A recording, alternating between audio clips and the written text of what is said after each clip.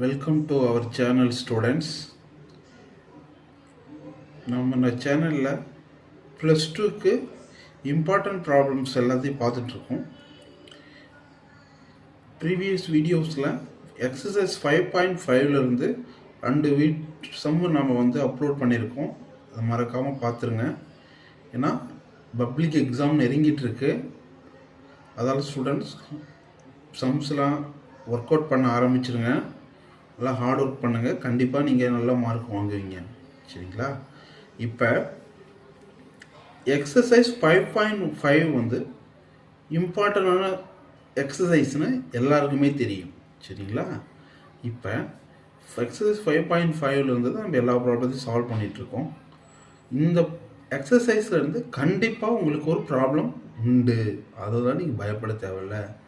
அதனால் எக்ஸசைஸ் 5.5 நல்லா ஒவ்வொரு 10 சம்மு இருக்குது. அந்த 10 சம்மையும் நல்லா போட்டு பாருங்கள், ஒன்று விடாமல். சரிங்களா? இப்போ இதுக்கு முன்னாடி நம்ம டன்னல் சம் பார்த்தோம், பிரிட்ஜு சம்மும் பார்த்துட்டோம். இப்போ அடுத்த ஒரு இன்ட்ரெஸ்டிங்கான சம் இருக்குது. ஈஸியாக 5 மார்க் வாங்குவதற்கான வழியைத்தான் இப்போ நான் உங்களுக்கு சொல்லித்தர போகிறேன். Rocket cracker some.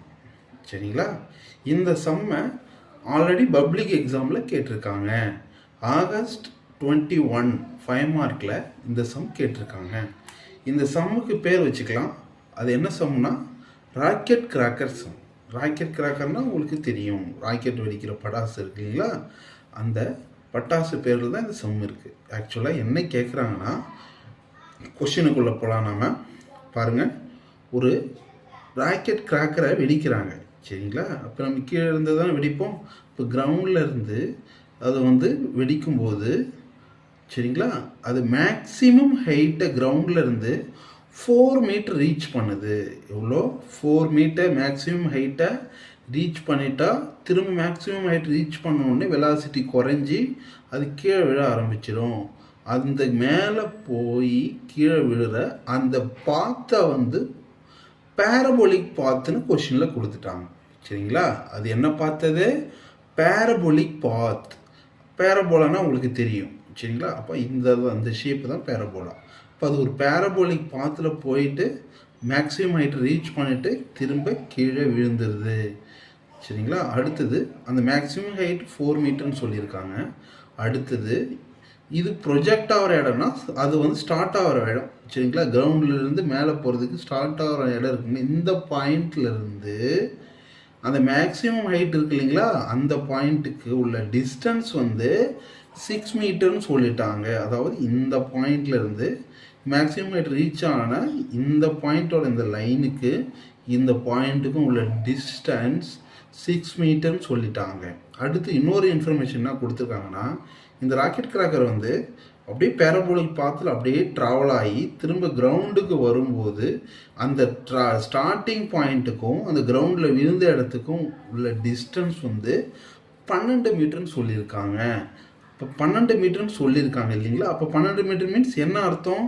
இந்த பேரபோலாவை பாதியாக பிரிக்கிறாங்க. எப்படி பிரிக்கிறாங்க? 12ல் பாதி 6 6 பிரிக்கிறாங்கன்னு மீனிங். சரியா? இப்போ இந்த பேரபோலிக் பார்த்து அப்படியே ட்ராவல் ஆகி கிரவுண்டில் விழுந்துருச்சு. இப்போ இந்த மேக்ஸிமம் ஹைட்லேருந்து விழுந்த இடத்துலேருந்து இந்த ப்ரொஜெக்ட் ஆன இடத்துக்கும் உள்ள டிஸ்டன்ஸ் 6 மீட்டர். அடுத்தது அப்போ இது பாதியாக பிரித்து லைன் இது. அப்போ இது ஒரு பேரபோலிக் பாத்தில் வரும்போது அப்போ இது பாதியாக பிரிக்குதுன்னா இந்த சென்டர் பாயிண்ட்டுக்கும் இந்த பாயிண்ட்டுக்கு கிரவுண்டில் விழுந்தது இல்லைங்களா, அந்த பாயிண்ட்டுக்கு உள்ள டிஸ்டன்ஸ் என்னவாக தான் இருக்கணும்? 6 மீட்டர் தான் இருக்கணும். சரிங்களா? இப்போ இதை நான் ஒரு ஓப்பன் டவுன்வர்ட் பேரபோலாவாக நான் கன்சிடர் பண்ணிக்கிறேன். இங்கே எது ஓப்பன் டவுன்வர்ட் பேரபோலானா இந்த பாத்தை நான் ஒரு ஓப்பன் டவுன்வர்ட் பேரபோலாவாக நான் கன்சிடர் பண்ணிக்கிறேன். அப்போ ஓப்பன் டவுன்வர்டு பேரபோலாவுக்கு உங்களுக்கு ஃபார்முலா தெரியும். என்னது? டவுன்வர்ட்னா என்ன? மைனஸ் வரணும். சரிங்களா? அப்போ x² = -4ay. இந்த ஃபார்முலாவுக்கு கண்டிப்பாக ஒரு மார்க் கொடுத்துருவாங்க. நீங்கள் இந்த டயக்ராம் கேரிஸ் 1 மார்க். இந்த டயக்ராமுக்கு 1 மார்க் உண்டு. இந்த ஃபார்முலா எழுதிட்டிங்கன்னா 1 மார்க் ஈஸியாக. இப்போ நீங்கள் 2 மார்க் ஈஸியாக வாங்கிட்டீங்க. சரிங்களா? அடுத்தது இப்போ ப்ரொஜெக்ட் ஆன ஸ்டார்டிங் பாயிண்ட் இருக்கு இல்லைங்களா, இந்த பாயிண்ட்டை என்னால் பிளாட் பண்ண முடியும். எப்படி பிளாட் பண்ணுறதுன்னா, ஒரு பாயிண்ட்டை பிளாட் பண்ணணும்னா என்ன வேணும்? எக்ஸ் ஆக்சிஸ் வேணும், ஒய் ஆக்சிஸ் வேணும். எக்ஸ் ஆக்சிஸ் பாயிண்ட் என்ன, ஒய் ஆக்சிஸ் பாயிண்ட் என்னன்னு கவனிங்களா. அப்போ இது எக்ஸ் ஆக்சிஸ், சென்டர் பாயிண்ட் எது, இதுதான். அப்போ இந்த பாயிண்ட்டுக்கும் சென்டர் பாயிண்ட்டுக்குள்ள டிஸ்டன்ஸ் தான் என்னது, 6. அது சரிங்களா. அப்போ இந்த பாயிண்ட்டோட டிஸ்டன்ஸ் என்ன, எக்ஸ் ஆக்சிஸ் என்ன, 6. ஏன் சார் -6 போடுறோன்னா, இது எந்த குவாட்ரண்ட்டுன்னு பார்க்கணும். ஆக்சுவலாக இது எந்த குவாட்ரண்ட்டு, 1 2 3 தேர்ட் குவாட்ரண்ட் சரிங்களா. இப்போ தேர்ட் குவாட்ரண்ட்ன்றதால -6. ஒய் ஆக்சிஸ் என்ன சார் வரும்னா, இப்போ இந்த பாயிண்ட்லேருந்து இதோட ஹைட் என்னவா இருக்குது, 4 மீட்டர் இருக்குது சரிங்களா. அப்போ ஒய் ஆக்சிஸ் நேராக பேரலாக என்ன இருக்குது, இந்த ஹைட்டு தான் இருக்குது.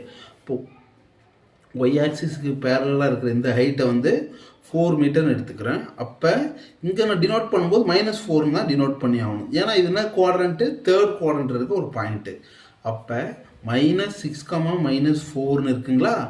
சரி, இப்போ எக்ஸுக்கு பதில் என்ன கொடுக்க போகிறீங்க, -6. ஒய்க்கு பதில் என்ன கொடுக்க போகிறீங்க, -4. ஓகேவா. இப்போ கொடுங்க, என்ன வருது பாருங்கள். 6 ஸ்கொயர் பண்ணால் 36, -4 × a. ஒய்க்கு பதில் என்ன கொடுக்க போகிறீங்க, -4. அப்போ 36 = மைனஸ் இன்ட்டு மைனஸ் ப்ளஸ். அப்போ 16a. இப்போ எனக்கு ஏவோட வேல்யூ தேவை. அப்போ ஏவை அப்படியே வச்சுக்கோங்க. இது கேன்சல் பண்ணுங்கள். 4 4s are 16, 9 4s are 16, 9 4s are 36.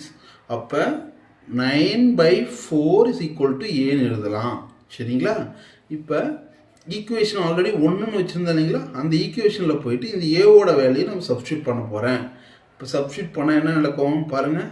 x² = -4 ×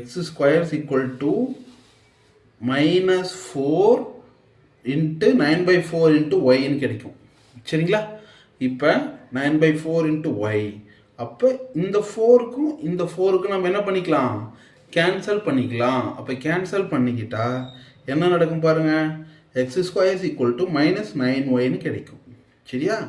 இப்போ ஒய்யோட வேலையை தனிமைப்படுத்துங்க. ஒய்யை தனியாக கொண்டு வாங்க. என்ன கிடைக்குது, -x²/9 கிடைக்குமா. இப்போ ஒய்யோட வேல்யூ எனக்கு என்ன தெரிஞ்சிருச்சு, -x²/9 தெரிஞ்சிடுச்சு. ஆக்சுவலாக அங்கே என்ன கேட்குறாங்கன்னா, ஃபைண்ட் த கொஷினை பாருங்கள், find the angle of projection கேட்குறாங்க. ஆக்சுவலாக இந்த ஸ்டார்டிங் பாயிண்ட்லேருந்து இந்த பட்டாசு அதாவது ஸ்கையை நோக்கி ரைஸ் ஆகுது இல்லைங்களா, அந்த பாயிண்டில் ஆங்கிள் என்னவா இருக்கும், அதோட ஆங்கிள் என்னவா இருக்கும் அப்படின்றத கொஸ்டின். அப்போ ஆங்கிள்னால் இங்கே என்ன மீனிங்னா ஸ்லோப். ஸ்லோப்புக்கு இன்னொரு மீனிங் இருக்குது, அது என்னென்னா டெரிவேட்டிவ். இப்போ டெரிவேட்டிவ்னா என்னென்னு அர்த்தம், டிஃபரன்ஷியேட் பண்ணணும். எதை பொறுத்து இங்கே டிஃபரன்ஷியேட் பண்ணுறோன்னா, எக்ஸ் ஆக்சிஸில் தானே இருக்குது. அப்போ எக்ஸை பொறுத்து டிஃபரன்ஷியேட் பண்ணுறோம் சரிங்களா. அப்போ எக்ஸை பொறுத்து டிஃபரன்ஷியேட் பண்ணுறதுக்காக என்ன பண்ணுறோம் பாருங்கள், differentiate with respect to x. அப்போ இந்த ஈக்குவேஷனை எக்ஸை பொறுத்து நான் டிஃபரன்ஷியேட் பண்ண போகிறேன். என்ன வரும், dy/dx = x² டிஃபரன்ஷியேட் பண்ணால் -2x/9 வந்துடுமா. ஓகே. அதே சேம் பாயிண்ட், இந்த பாயிண்டில் தானே எந்த ஆங்கிள்னு செக் பண்ண போகிறோம். அப்போ ஆக்சுவலாக இங்கே என்ன எதை டினோட் பண்ணுறாங்க பாருங்கள், ஒரு டேஞ்சன்ட் லைனை தான் அங்கே டினோட் பண்ணுறாங்க. அப்போ இங்கே டேஞ்சன்ட் லைனாக இருக்கிறது எது, இந்த ராக்கெட் கிராக்கர் தான். அப்போ அது ஏற்படுத்துகிற டேஞ்சன்ட் லைனை தானே நம்ம ஸ்லோப் ஆஃப் டேஞ்சன்ட் லைன் தான் டெரிவேட்டிவ். அப்போ ஸ்லோப்பை வந்து என்னென்னு எடுத்துக்கலாம், tan θன்னு எடுத்துக்கலாம்.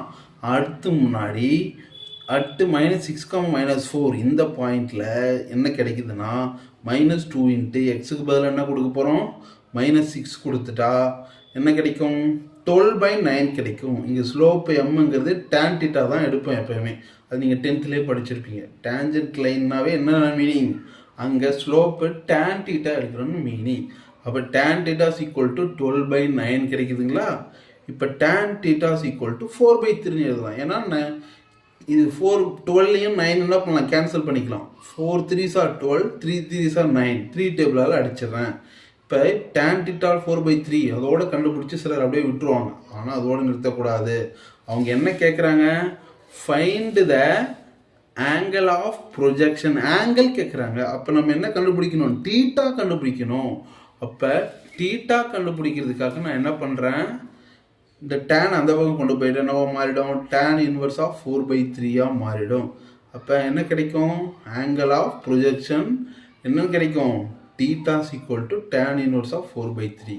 அவ்வளோதாங்க. இது வந்து ஒரு ஈஸியஸ்ட் ப்ராப்ளம். இது கண்டிப்பாக நீங்கள் பப்ளிக் கொஸ்டினுக்கு எதிர்பார்க்கலாம். எக்ஸசைஸ் 5.1 இருக்குது. இன்னும் நம்ம சேனல் வந்து நிறைய ப்ராப்ளம்ஸ் போட இருக்கும். அதெல்லாம் ஃபாலோ பண்ணிக்க, ஷேர் பண்ணுங்கள், சப்ஸ்கிரைப் பண்ணுங்கள். Thank you students.